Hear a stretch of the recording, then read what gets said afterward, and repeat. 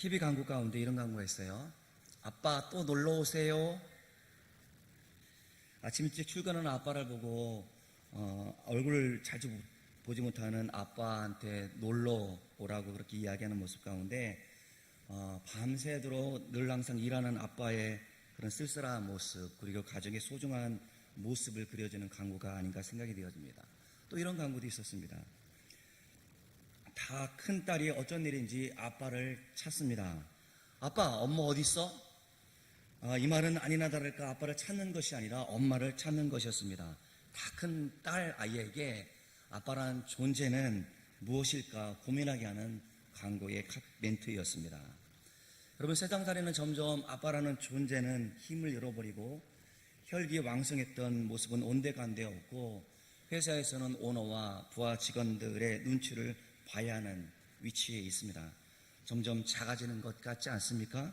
가족을 위해서 우리가 헌신했는데, 그렇게 젊은 날 온 일생 동안 헌신하였는데, 우리가 사랑하는 마음으로 그렇게 했음에도 불구하고 우리 마음 가운데는 그 가족 구성원들 가운데 어떤 의미가 되어져 있는지 생각하게 하는 사건들도 많고, 그런 마음들도 들기도 합니다. 우리 마음 가운데는 어떻습니까? 나는 좋은 가장이 되고 싶고, 나는 좋은 아빠가 되고 싶다라는 마음을 누구든지 다 갖는다라고 생각되어집니다. 그런데 어느 누구 하나 알아주지 않습니다. 그러나 여러분, 실망하지 마십시오. 세상은 그렇다 하지 않는다 할지라도, 여러분의 가족이 여러분을 인정하지 않는다 할지라도, 여러분들이 혼신을 다해서 가족을 위해서 헌신했던 그 모습을 하나님께서 기억하고 있을 겁니다. 또한 하나님의 교회를 위해서, 복음을 위해서 여러분의 마음과 온 힘을 다해서 섬겼던 그것을 하나님께서는 기억하실 것을 믿으시길 바랍니다. 적어도 평생을 살아오면서 주님을 섬기고자 했던 그 마음들, 주님의 교회를 위해서 헌신하고자 했던 그 마음들, 그 모든 것들을 주님께서는 다 아시기에, 우리가 아이들 가운데, 우리 가족들 가운데 좋은 유산은 못 물려준다 할지라도 우리를 그 믿음의 유산을 물려줄 수 있다라고 한다면, 여러분은 성공한 가장이라는 사실을 꼭 기억했으면 좋겠습니다. 저는 오늘 이 시간 어떤 사람이 좋은 그리스도인인가에 대해서 생각해 보고자 합니다. 그러면 성도나 목사나 마찬가지로 어떤 사람이 좋은 그리스도인입니까? 온화하다. 목사로서 설교를 잘할 뿐만 아니라 재치가 있다, 유머 감각이 있다, 다방면에 상식이 풍부하다. 잠깐만, 저를 얘기하는 것 같아서 민망합니다. 하나님과 깊은 그 신비한 체험이 있다. 기도를 통해서 문제를 해결하고 또 실질적으로 도움을 줄 수 있는 영적인 능력이 있고, 성도들 간의 관계가 좋다. 성도들과 있어서 존경을 받고 있고, 지도력을 발휘해서 모든 교인들을 포용할 수 있고 아우를 수 있는 그런 사람이 되고자 합니다. 너그러운 마음을 가지고 있는 목사, 좋은 성도가 될 수 있었으면 좋겠어요. 그런데 종합해보면 생명과 지혜가 충만하고 은혜와 능력이 충만하여 사람들의 칭찬과 존경을 받는 사람, 이 사람이 최고의 성도요 목사일 것입니다. 이런 사람이 있을까요, 여러분? 아까도 조금 웃으시는데 왜 자꾸 저를 보시고 그러세요? 저는 거기 기준에 많이 못 미친다라고 생각을 하고 여러분들 앞에 고백을 합니다. 그런데 오늘 본문에 보니까 오늘 초대교회에 그런 사람이 있었습니다. 그 사람이 누구입니까? 스데반입니다. 스데반은 초대교회에 정말 존경받는 인물이었습니다. 사도행전의 저자 누가는 말하기를, 스데반은 은혜와 권능이 충만해서 큰 기사와 이적을 민간에 행했다라고 말씀해 주고 있고, 지와 성령이 충만해서 그와 변론에서 맞서서 싸울 사람이 없었다라고 말하고 있습니다. 오늘 스데반에 대해서 생각해 보고 싶은데요, 스데반은 예수 믿는 것 때문에 죽었던 사람이에요. 6장 넘어서 7장에 보니까 그는 돌에 맞아서 죽었던 사람이었습니다. 이렇게 스데반에 대해서 좋은 사람이라고 알고 있습니다만은 성경은 그에 대해서 자세히 설명해 주고 있지 않아요. 그가 몇 살 때 순교했는지, 어떻게 예수를 믿게 되었는지, 결혼했는지, 자녀는 있었는지 알지 못합니다. 다만 스데반이라는 이름이 헬라식 이름이었기 때문에 아마도 헬라파 유대인이었을 것이다 라고 짐작하지, 그에 대해서 별로 아는 것이 없습니다. 하지만 6장과 7장에 나와 있는 사건을 통해서 그가 어떤 인물이었는지에 대해서 우리는 알고자 합니다. 당시에 그들은 유대인들에게 크게 존경을 받았던 사람이었습니다. 주님을 뜨겁게 사랑하여 주의 복음을 위해 헌신했던 사람이었고 죽음을 각오하면서까지 복음을 전하고 했던 아주 열정적인 사람이었습니다. 그리고 그는 영적인 체험도 가지고 있었던 사람이었어요.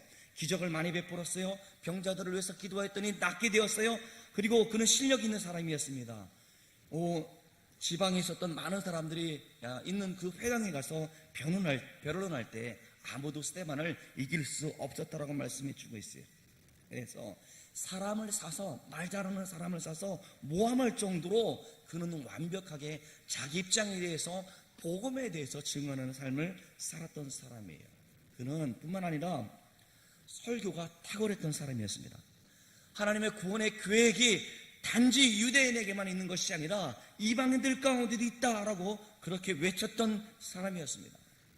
제가 설교와 박사과정을 공부하고 있는데 구속사를 공부하면서 많은 학자들 가운데 평가하기를 아마도 성경에서 최고의 설교자는 스데반이지 않겠나 그렇게 평가를 하고 있습니다. 사내들인 공회원들 앞에서 조금도 주눅들지 않고 떨지 않고 자기의 믿는 바를 증언했던 사람, 실력과 탐욕을 갖추었던 사람, 그가 누굽니까? 스데반이었습니다. 그는 또한 온유한 사람이었어요. 제가 늘 좋은 목사가 되기를 위해서 기도하는데 늘 온유한 목사가 됐으면 좋겠다라고 기도를 합니다. 온유한 사람이 목회를 잘한다 생각이 되어지고 그것이 하나님이 기뻐하신다라고 생각이 되어지기 때문에 저 스스로도 온유함을 추구하고 있는데 스데반은 어떤 사람인지 아십니까? 마치 그의 얼굴이 천사와 같다라고 이야기를 해요. 여러분 주일날 교회 오시는데 제 얼굴을 보면 기분이 좋아요, 안 좋아요? 그때는 제가 밝게 웃었을 때의 모습인데 제가 말을 안 하고 가만히 있으면 여러분들한테 화났다라고 오해를 하시는 분이 있더라고요. 그래서 그냥 아무 때나 웃으려고 노력을 합니다.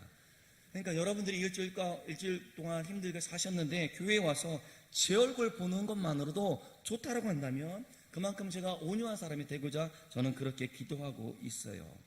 지금 사람들이 광분해서 스데반을 돌로 치려고 할 때에도 스데반은 왜 무모하게 나를 죽이려 하느냐 이렇게 혈기를 부리지 않고 논리적으로 말하지 않고 아주 온화한 모습으로 뭐라고 말씀해 주고 있습니까? 7장 끝에 가면 주님 내 영혼을 받으시옵소서, 주여 이 죄를 저들에게 돌리지 마시옵소서라고 기도하며 죽어갔다라는 사실이죠.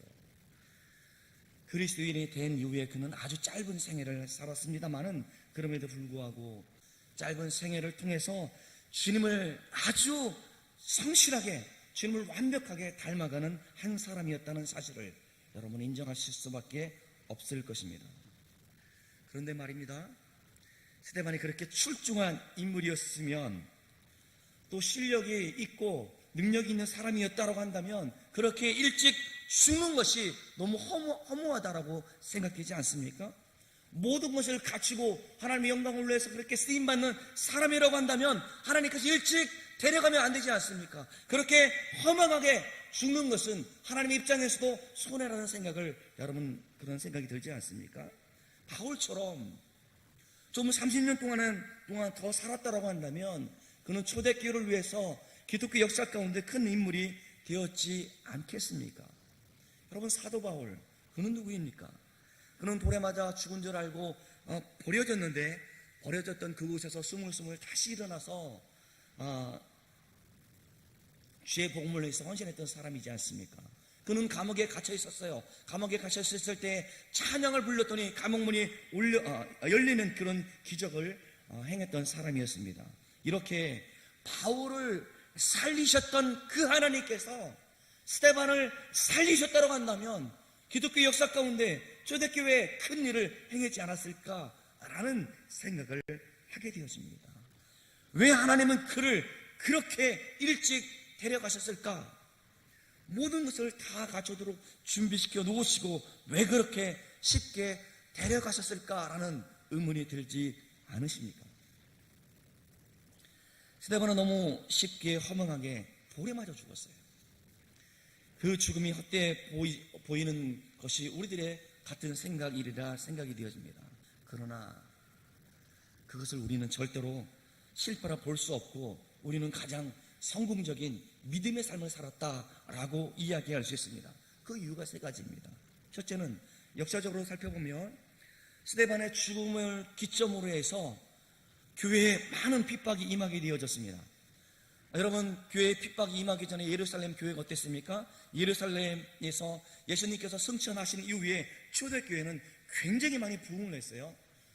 사도 베드로가 복음을 전하였더니 3,000명, 5,000명이 회심하고 돌아오는 역사가 있었고, 그러면 우리는 어찌하면 좋겠는가? 이렇게 말하며 그들의 가슴을 찢고 그들이 주님께 돌아오기를, 그리고 많은 그렇게 교회가 성장하는 모습을 우리는 잘 알고 있었습니다. 그렇게 왕성하게 부흥을 했었고 강력한 힘을 가지고 있었던 교회, 예루살렘 교회였습니다.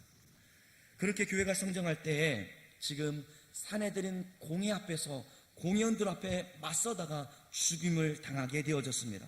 죽음 이후에 유대인들이 대대적으로 교회에 핍박을 가해져서 예루살렘에 있었던 모든 교회 성도들은 살기 위해서 제국 안에 누마 제국 안에 뿔뿔이 흩어지게 되어지는 역사를 가지고 있습니다. 어떤 사람들은 말합니다. 스데반이 그렇게 무모했기 때문에 교회에 어려움을 가했다. 스데반이 좀 이렇게 타협했으면 우리가 좀 평안하게 신앙생활을 했을 텐데, 그처럼 그가 그렇게 담대한 척하다가 이렇게 우리가 어려움을 당했다라고 말하는 사람들도 있었을 것입니다. 그는 똑똑하고 그는 유능했지만 그는 너무 무모했어 라고 말하는 사람들도 있었을 것입니다. 그러나 사도행전과 누가복음의 저자 누가의 견해는 달랐습니다. 누가가 사도행전에서 스데반의 사건을 기록하는 것은 바로 사도행전 1장 8절에서 주님께서 말씀하셨던 그 약속을 성취한 사건이라고 보면서 말씀해 주고 있습니다. 여러분들 잘 알고 있습니다만 1장 우리 8절을 같이 읽어보도록 하겠습니다. 시작.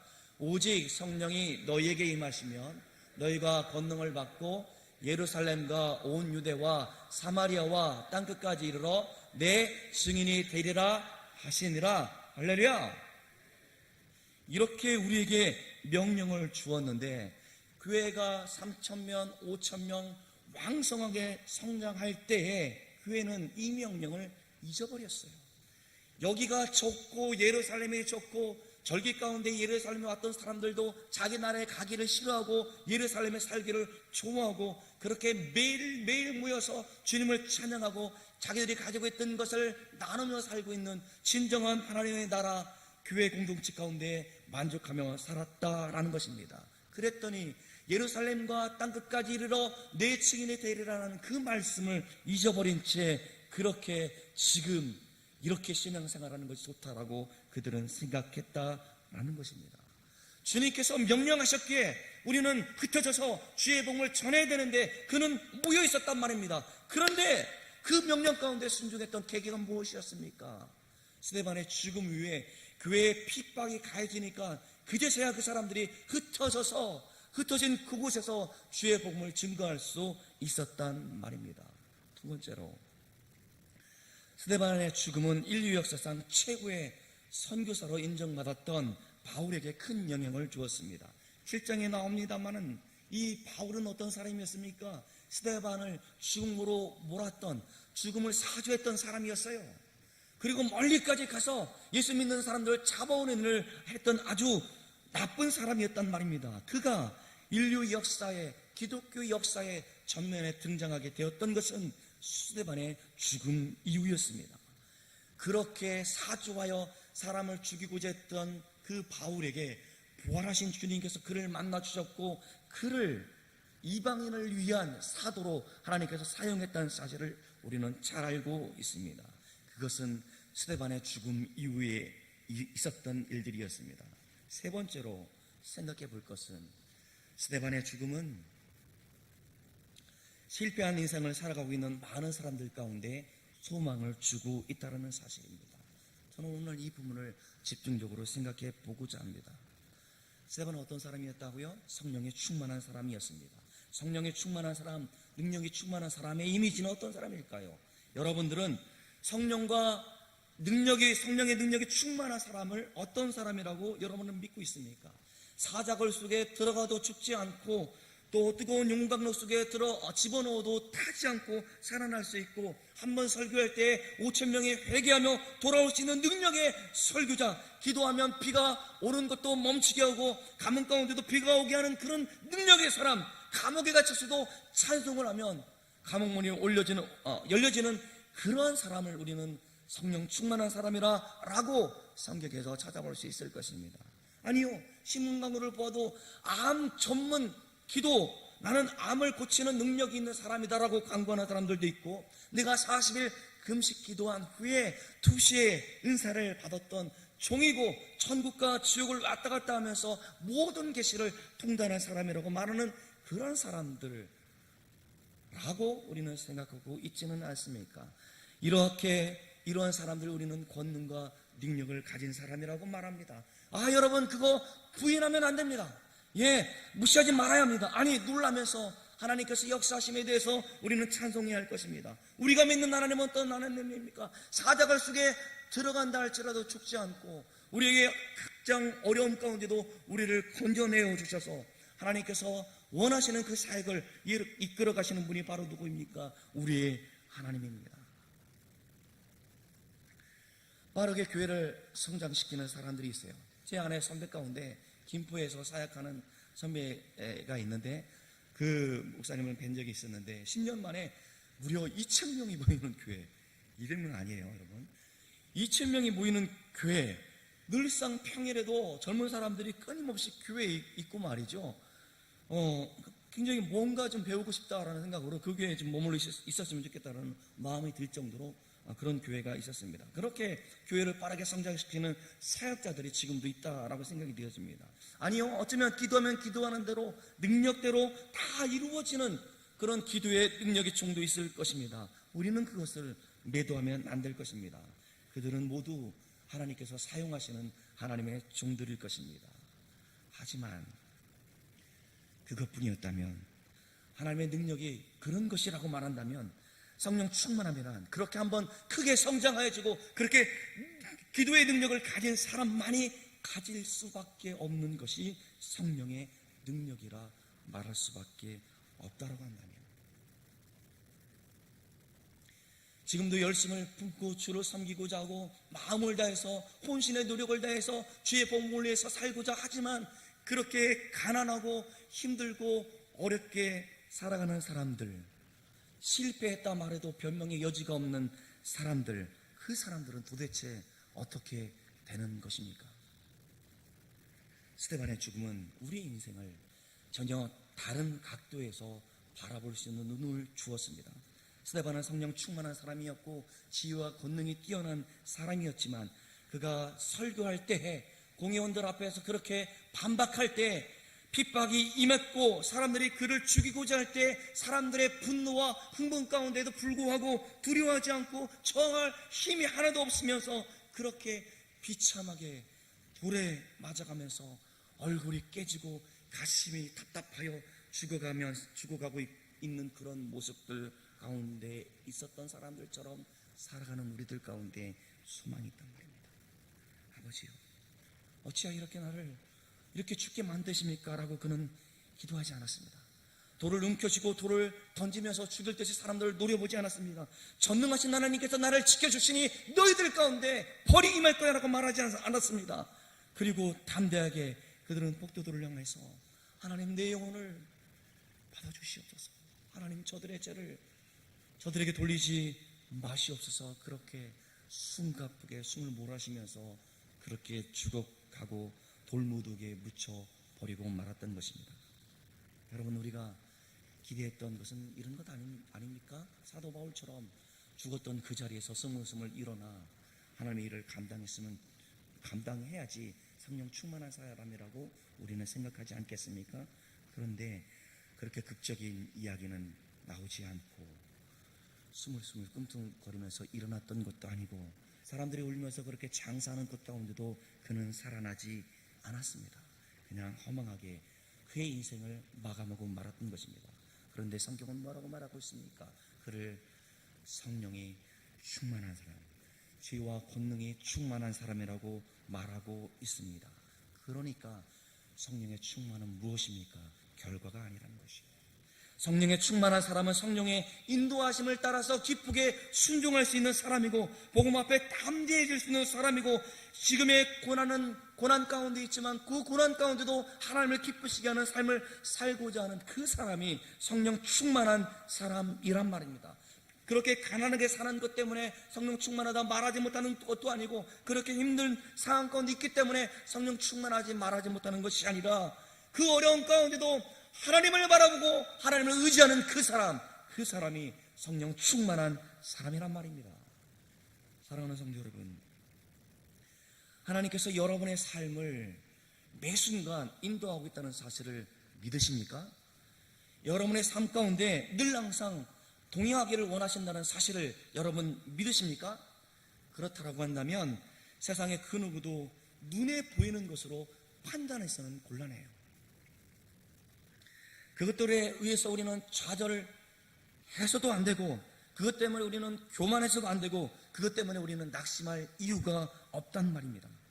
정말로 성령이 충만해서 하나님의 뜻을 따라 살기를 원한다고 한다면, 이 세상에 있는 사람들이 가지고 있는 세상적인 가치의 잣대를 가지고 너는 실패했어, 너는 틀렸어, 너는 안 돼, 이렇게 말해서는 곤란하단 말입니다. 우리는 그것 때문에 낙심할 이유가 없어요.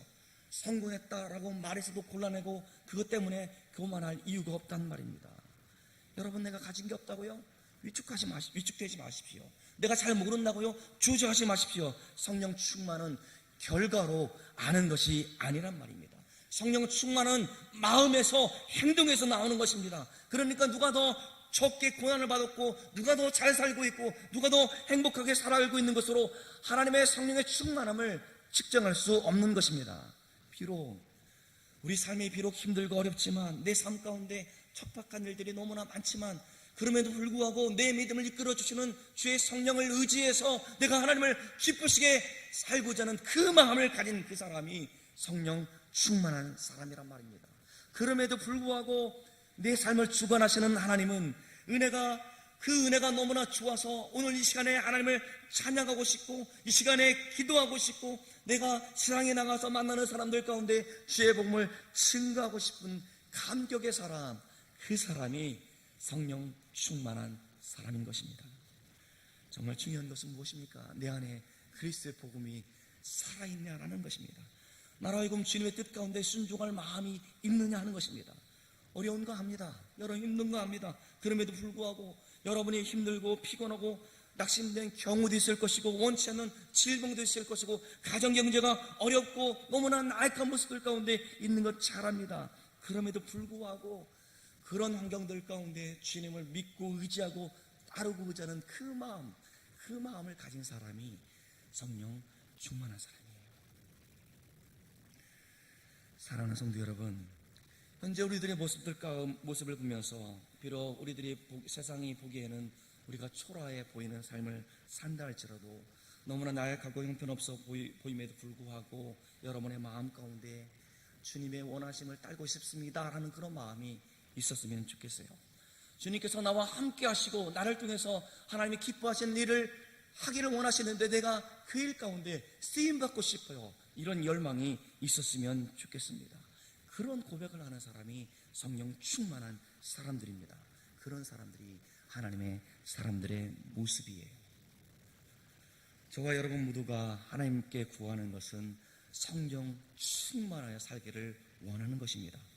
우리가 원하는 성령의 충만한 것은 부자가 되는 것 아닙니다. 물론 부자가 될 수 있을 것이고 크게 잘 돼 있을 것입니다. 하지만 그 결과에 의해서 성령의 충만함을 말하는 것이 아니기에, 저와 여러분이 오늘 이 시간 기도하고 간절히 원하는 것은 내 마음 가운데 주님을 사랑하는 마음, 주의 복음을 위해서 헌신하는 마음, 내가 비록 우리 가정 가운데서 잊혀지는 가장의 역할을 감당한다 할지라도 주님을 위해서 헌신하고 주님의 교회를 위해서 그렇게 열심으로 감당하는 그 모습을 추구하시는 저와 여러분들 되어지기를 주의 이름으로 축원합니다. 따라서 스데반의 죽음에서 우리가 배울 수 있는 것은 성령의 충만한 결과가 아니라 하나님을 전적으로 의지하는 삶의 자세라는 사실을 다시 한번 생각했으면 좋겠습니다. 그 사람을 우리 설교 제목처럼 하나님과 동행하는 사람이에요. 주님께서 주의 성령을 통해서 우리 가운데 늘 함께 하심을 믿고 내 삶 가운데 주님을 위해서 헌신하는 그 사람이 성령 충만한 사람, 하나님과 동행하는 사람이란 말입니다. 제가 어제 부산에서 올라왔습니다. 또 남자들끼리 허그를 하면 또 모르는 감정이 있어요. 이렇게 안아보니까 대견하기도 하고 또 잘 살아주는 것 같아서 고맙기도 하고, 한편으로는 좀 아빠가 능력이 있어서 좋은 교육을 통해서 좋은 대학도 갈 수 있는 여건을 만들었으면 좋겠는데 그렇지 못해서 힘들게 애써서 공부하는 그 모습이 안타깝기도 합니다. 어쩌면 우리가 그런 애틋한 마음을 가지고 자녀를 키웠지만 여러분들의 모습을 보니까 어떤 자녀들은 부모를 나몰라라는, 그래서 어쩌면 쉽게 포기해요. 저기 장가 보냈으니까 내 아들 아니다라고 그렇게 체념하는 사람들도 있는 것 같기도 합니다. 그러나 부모된 우리가 전적으로 하나님을 의지하고 주님을 위해서 헌신하고자 하는, 그렇게 주님을 위해서 복음을 들고 치열하게 사는 모습을 우리 아이들 가운데 보여줄 수만 있다라고 한다면 여러분은 잘 산 거예요. 나이 들었다고? 아니요. 지금도 늦지 않았습니다. 지금도 주님을 붙잡기를 원하고 주님과 동행하기를 원하고 주의 뜻 가운데 순종하기를 원하는 그 마음을 품는다면 여러분 늦지 않았습니다. 그래서 여러분의 삶 가운데 주님과 동행하는 삶이 있어서 여러분의 자녀와 여러분들 가정 가운데도 그것을 본받고 따라갈 수 있기를 주의 이름으로 축원합니다. 기도하시겠습니다. 하나님 아버지, 우리를